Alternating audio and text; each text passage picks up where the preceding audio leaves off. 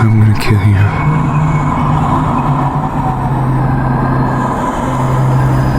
Oh, don't run away.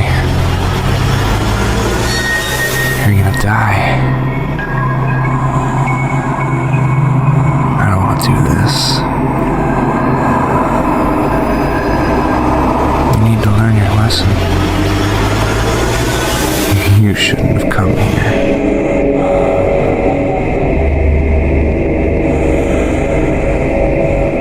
You're not leaving here alive.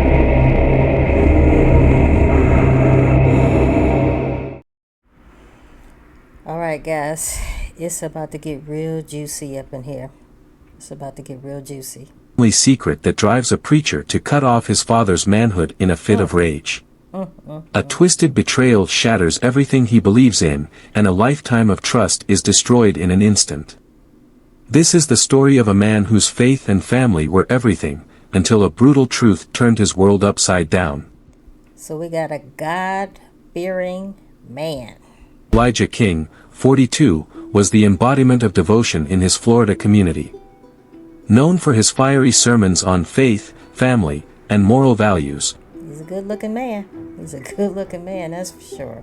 Elijah's ministry drew hundreds of followers who saw him as a beacon of righteousness. His dedication to his church and his family earned him admiration, with many viewing him as the living example of the virtues he preached.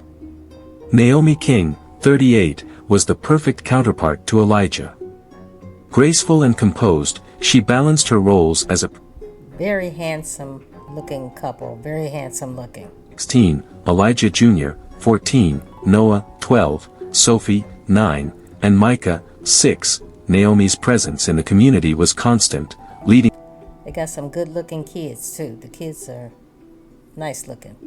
Sunday school, organizing charity drives, and supporting Elijah's ministry at every step. Together, they presented the image of a family blessed by faith, living a life others could only aspire to. At the heart of their spiritual foundation was Deacon Henry King, Elijah's 65-year-old father. Daddy looking good. Daddy's looking good. A respected elder in the church, Henry had spent decades serving as a deacon and a moral compass for the congregation. His influence on Elijah's upbringing was profound. From a young age, Henry had instilled in his son a Two good-looking men. The father is good-looking, and the son is good-looking. deep reverence for God, a commitment to family, and an unwavering adherence to Scripture. Elijah often credited his father during sermons, praising him as the rock upon which their family had been built. The King household was vibrant with activity. Abigail, 16, was thoughtful and academically driven, often helping with church youth programs. Elijah Jr., 14, was So the family was heavy into the church. The grandfather was heavy into the church. The father was heavy into the church. The mother and the children, all of them were heavy into the church. reserved but attentive, always eager to lend a hand during church services.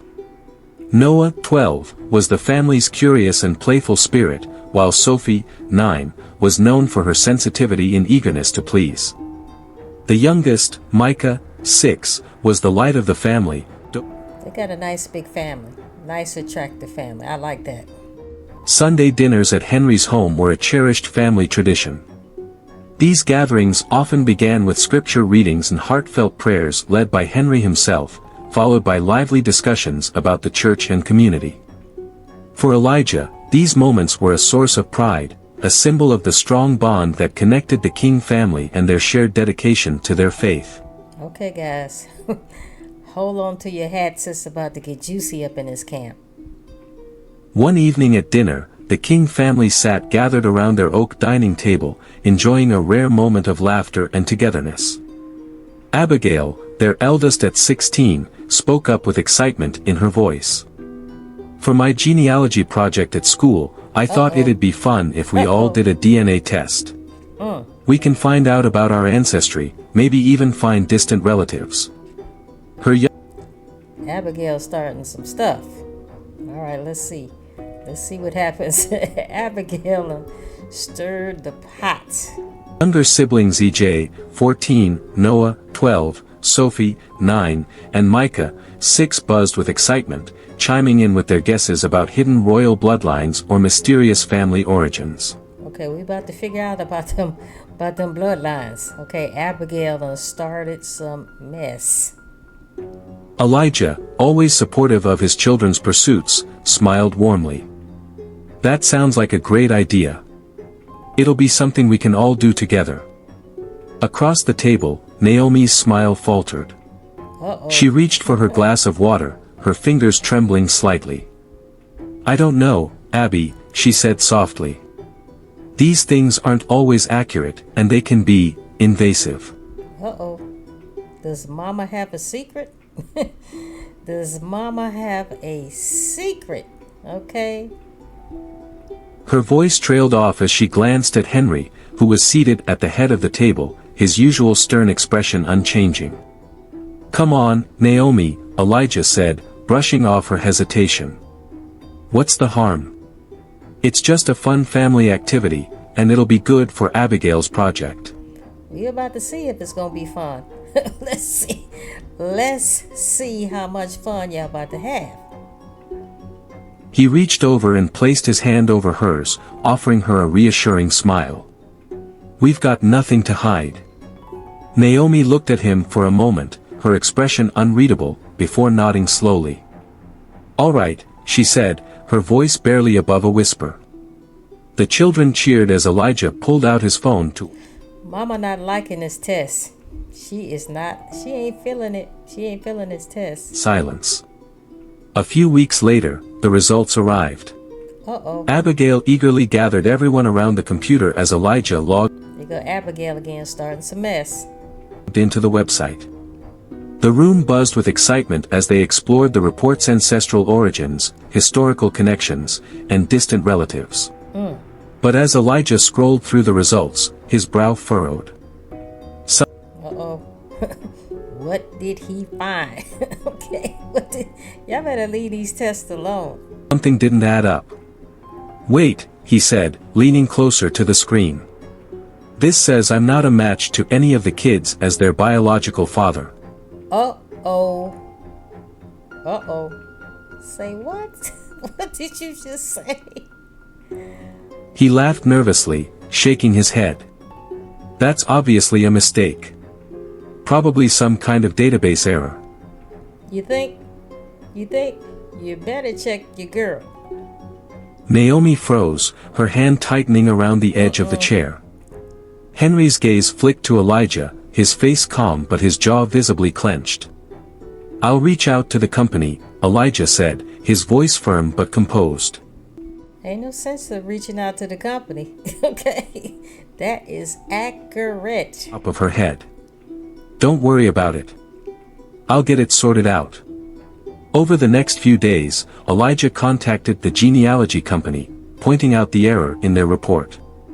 He explained the issue in detail, confident they'd come back with a correction.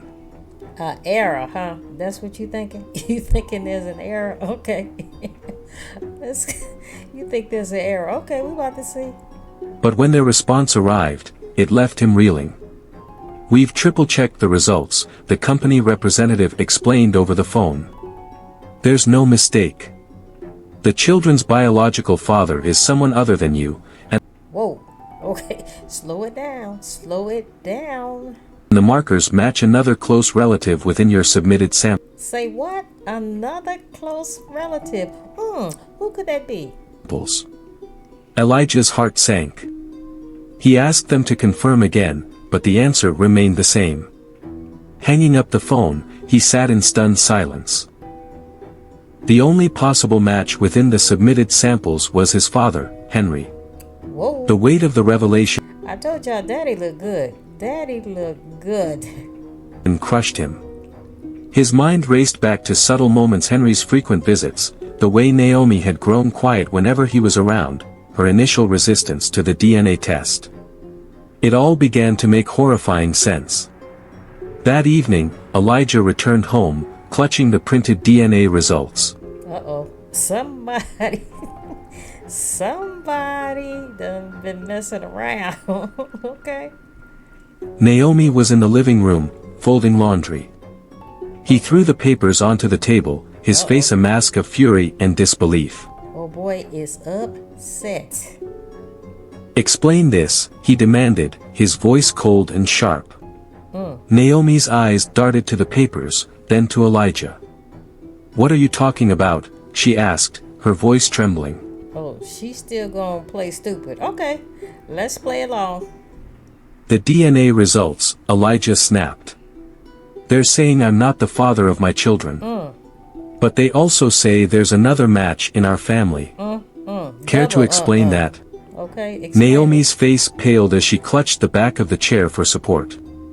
There must be a mistake, she stammered. That can't be right. Naomi's still keeping hope alive, poor thing. Don't lie to me, Naomi. I went back to the company. They verified it, there's no mistake. So, I'll ask you again. Explain this. Naomi broke down, tears streaming down her face as she sank into the chair. Through sobs, she confessed to a dark secret she had kept buried We got a dark secret all of a sudden. for years. Early in their marriage, Henry had coerced her into a sexual relationship. Really? His influence and authority made her feel powerless to resist, and the abuse had continued for years. All 5 of them, Naomi whispered, her voice breaking. They're all his. I didn't know how to stop it. I didn't want to destroy you, Elijah. Elijah staggered back, the room spinning around him. The woman he loved, the father he revered, they had shattered his life in the most personal and devastating way imaginable. This is a trip. This is, a lot of stuff happened in the church, guys, but this is a trip here. Belief. Elijah King sat alone in his car that night, the weight of Naomi's confession. Not one child is not his. All 5 of them is not his. Okay? Say what? Pressing down on him like a physical force. His mind raced, each thought darker and more chaotic than the last. The life he had built, his faith, his family, his ministry, had been a lie. His children, his pride and joy, were not his. Let's say it. Let's say, I know he has to be devastated. Betrayed by your wife and your father. His wife, the woman he had trusted above all, had been trapped in a horrifying secret. And his father, the man who had raised him, guided him, and taught him to live by God's word, was a monster. The emotions came in waves, shock, pain, disbelief, then anger so blinding it took his breath away.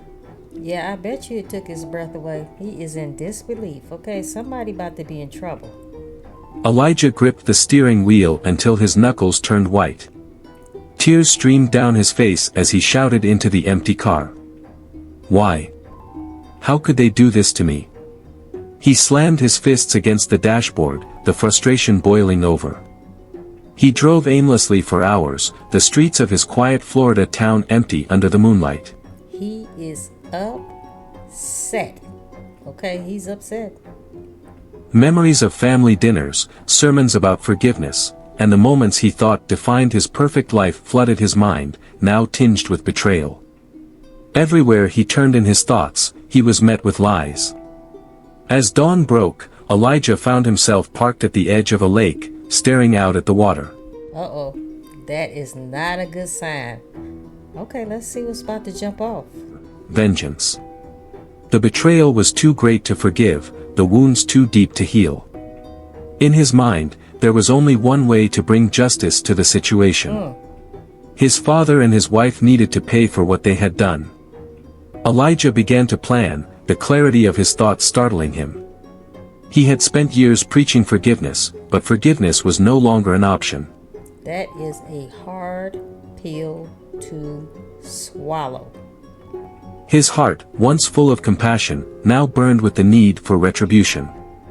He replayed Naomi's confession over and over, each word fueling his resolve. When Elijah returned home, he was calm, eerily so. He didn't speak much to Naomi, who had spent the night crying in their bedroom. This man is a ticking time bomb. Okay, if I was her, I would have left. Okay? All 5 of the kids ain't his? He couldn't look at his children without feeling a sharp pang of grief, knowing they weren't his, but he still loved them fiercely. That love only deepened his anger. The evening was heavy with tension as Elijah returned home. Oh, it's tense up in there. I bet it's real tense. You can probably cut the tension with a knife. Dreading the inevitable confrontation. Elijah entered the room silently, his eyes dark and emotionless, a kitchen knife concealed in his grip. Naomi looked up, her face contorting with a mixture of fear and hope. Okay, brother got a knife. I'm out. I'm gone. Exit left. Elijah, she whispered, her voice trembling. I know you're hurt, but we don't, he interrupted, his voice low and icy. Don't you dare try to fix this with words. You've destroyed everything, Naomi. Everything. Naomi stood, wringing her hands as tears began streaming down her face. I don't know. Y'all believe the wife? I'm not really sure about that story. I'm not really sure about that. I don't know if I believe her or not. Because Daddy is fine. I was trapped, Elijah. I didn't know how to stop it. I never wanted to hurt you. Elijah's laugh was sharp and bitter, cutting through her words like the knife he gripped. You didn't want to hurt me. You let him violate our marriage, father my children, and sit at our table as if nothing was wrong. Exactly. Was she ever gonna say anything? He's sobbing uncontrollably. Please, Elijah, I love you. I love you. We can fix this. Elijah snapped, his... What's love got to do with it? Okay, you done fathered 5 children with your husband's dad. What? Rage finally erupting. This can't be fixed. You've condemned me to live a lie, and now you'll pay for it. With a sudden, savage movement, he plunged the knife into her chest. Whoa. Now, I didn't see that coming. He plunged it into her chest. Okay, maybe I did see it coming. But like I said, I would have been gone. When he would have got back, I would have been gone if I was her. Naomi gasped, her eyes wide with shock as the blade tore through her body.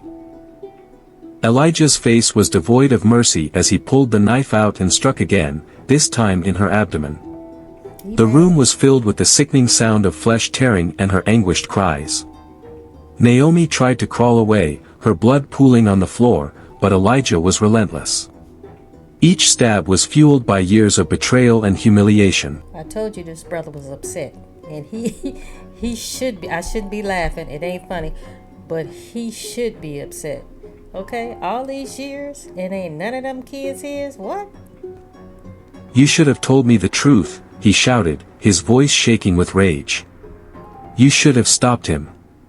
When Naomi finally lay still, her body a lifeless heap on the blood-soaked carpet, Elijah stepped back, panting heavily. That was the ultimate betrayal. The ultimate betrayal. And who needed to face justice. The evening air was heavy as Elijah drove to Henry's house, his grip tight on the steering wheel. His mind raced with thoughts of betrayal and vengeance, the image of his lifeless wife burned into his memory. He had nothing left to lose, and justice, in his eyes, demanded blood. Alright, it looked like daddy / granddaddy / real daddy is about to be in trouble. Bursting through the door, Elijah found Henry sitting at the dining table, a cup of tea in hand and his Bible open in front of him. Now, this brother still got the Bible open, knowing that you done fathered your son's children. Was supposed to be your son's children anyway. Startled, Henry looked up. Elijah? What are you doing here? He asked, his voice tinged with confusion and a flicker of fear.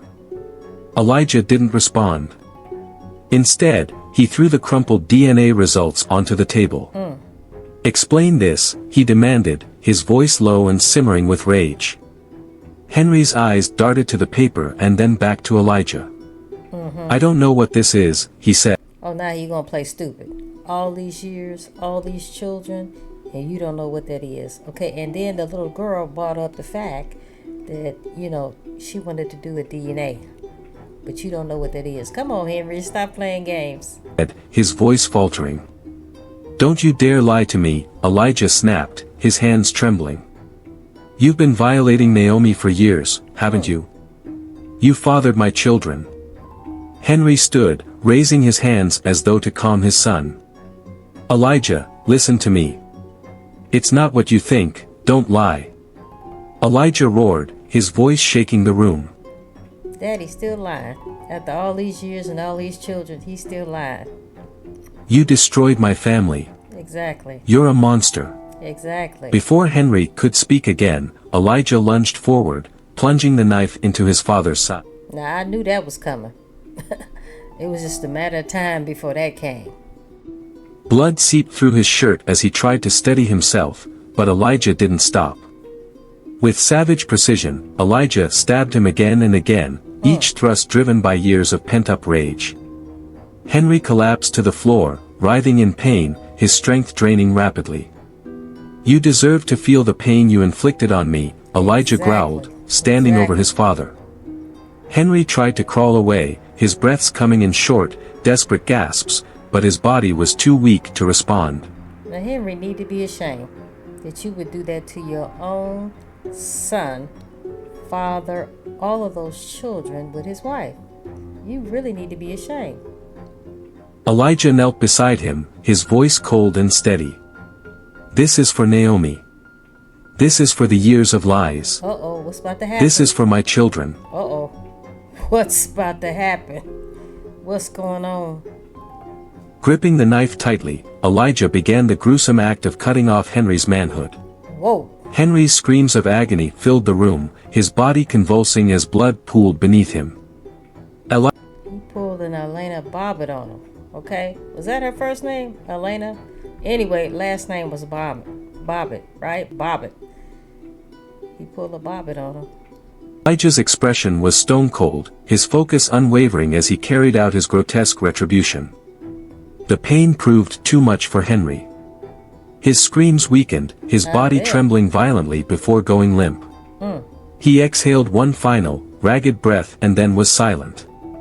Elijah dropped the knife, now slick with blood, and stumbled back, his chest heaving.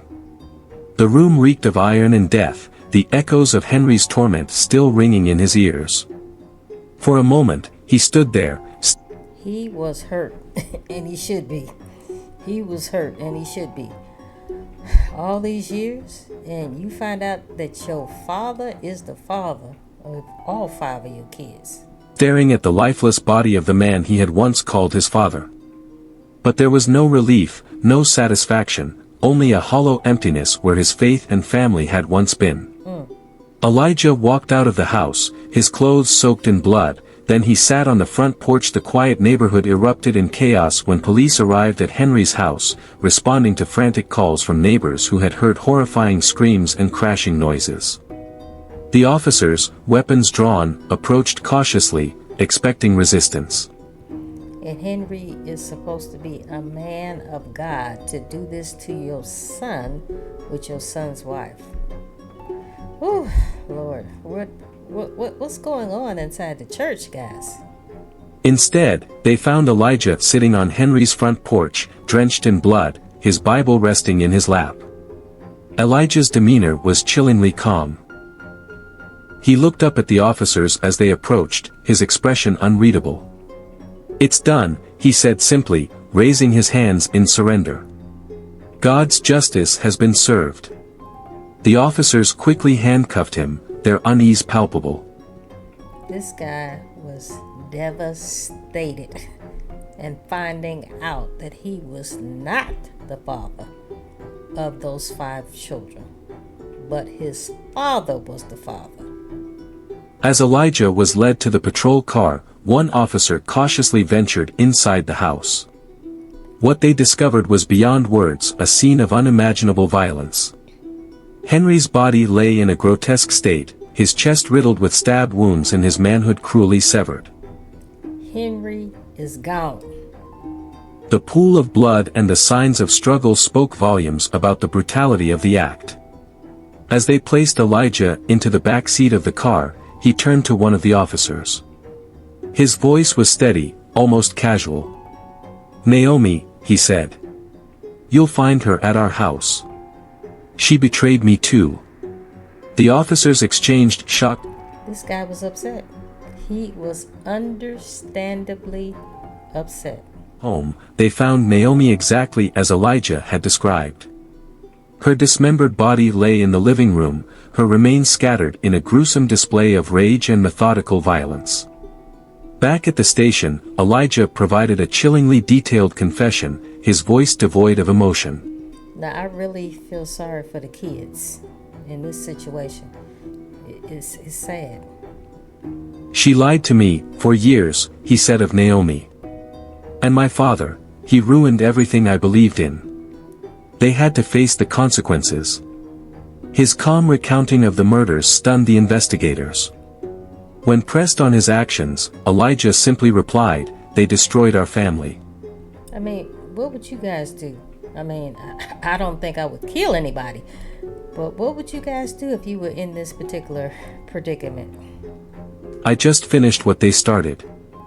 The dual crime scenes, the sheer brutality of the murders, and Elijah's cold composure sent shockwaves through the community. Their once revered preacher had become a figure of terror, leaving a devastating legacy of violence and betrayal in his wake. Elijah's trial drew national attention, a horrifying tale of betrayal, rage, and gruesome vengeance that captivated the public. The courtroom was packed with journalists, onlookers, and members of Elijah's former congregation, all eager to see how the justice system would handle the preacher-turned-murderer. Now, how do y'all think that this is going to turn out? Is he going to get some serious time for this? I mean, he should get some serious time, but guys, my goodness, this man was under a lot of stress. The defense painted Elijah as a man driven to madness by unimaginable betrayal. Exactly. They called on psychologists to testify about the trauma he endured upon learning the truth about his children's parentage and his father's abuse of Naomi. They described his actions as those of a man pushed past the limits of human endurance. Exactly. The prosecution, however, focused on the premeditated and brutal nature of the murders. Particularly the gruesome mutilation of his father. Now, yeah, that might have been premeditated. But guys, to get that type of devastating news, my goodness. Nobody can really say what you would do in that predicament. Prosecutors argued that while the betrayal he suffered was extreme, it could not justify the sheer violence of his actions. The jury deliberated for several days, weighing the horrific circumstances against the brutality of Elijah's crimes. In the end, they returned with a verdict of guilty on 2 counts of first-degree. Okay, that didn't surprise me. Let's listen to the whole thing. That did not surprise me. Murder. The judge, acknowledging the complexity of the case but bound by the law, sentenced Elijah to life in prison without the possibility of parole. So now, his life is messed up. The mother is dead. The grandfather is dead. The father, who should have been the father, he's now going to serve life in prison. And then, like I said before, I really feel sorry for the children. Elijah's children, now orphans, were separated and placed in foster care, each struggling to come to terms with the horrific truths about their family. Wow. The once admired King family became a haunting cautionary tale, a stark reminder of how hidden secrets and betrayal can tear even the most devout lives apart. As Elijah was led out of the courtroom in shackles, he carried his Bible tightly in hand. He still had the faith. After all that, he still had the faith. He still had that Bible in his hand. They hate you. I'm gonna kill you.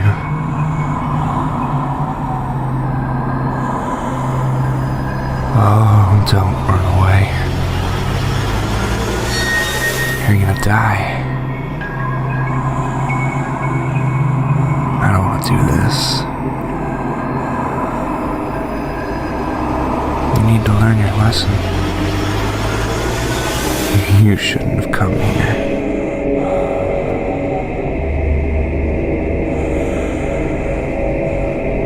not leaving here alive.